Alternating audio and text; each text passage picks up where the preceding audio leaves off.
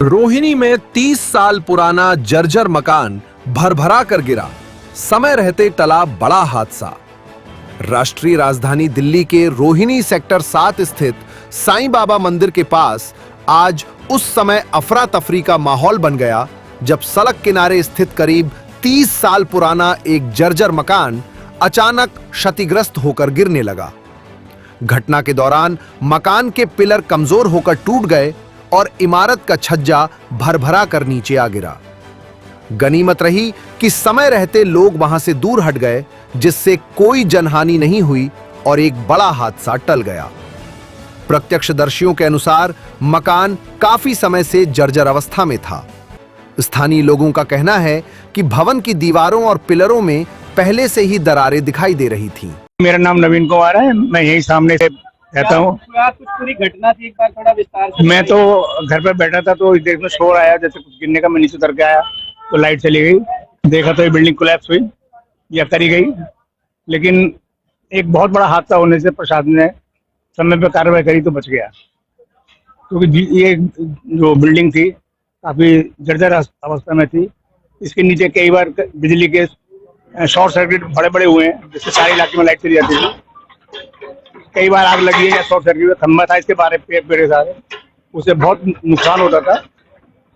और मैं तो ये कहता हूँ कि ऐसी इसी रोड पे कई बिल्डिंग है, उनका जीर्णोद्धार किया जाए और वो जो बिल्डिंगें गिरने की हालत में या जर्जर हालत में उनको समय रहते उनके ऊपर कार्रवाई करी जाए, उन्हें सुधारा जाए, जिससे आगे भविष्य में होने वाली कोई घटना है वो बच। इसी सेक्टर 7 में रहता हूँ, इस पॉकेट में नहीं रहता, लेकिन यहाँ पे वीकली फ्राइडे मार्केट लगती है।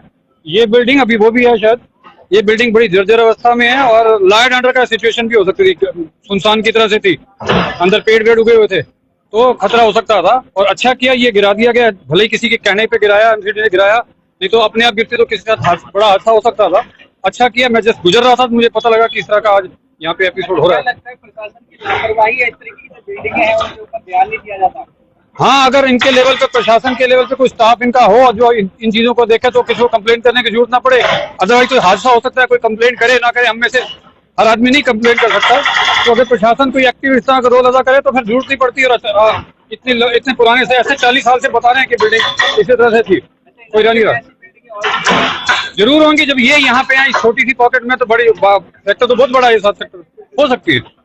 ये बिल्डिंग तो प्रोएक्टिव अगर कुछ इस तरह का एमसीडी की तरफ से कोई इंस्पेक्टर जैसे बाकी चीजों देखते हैं। बराबर में आपके एक और जर्जर बिल्डिंग नजर आ रही है, मैंने आपको इशारा किया कि ये जो बिल्डिंग है ये भी बिल्कुल इसी तरह से है, इसका भी ये ऐसा ही है। हाँ, बिल्डिंग है यहाँ पे।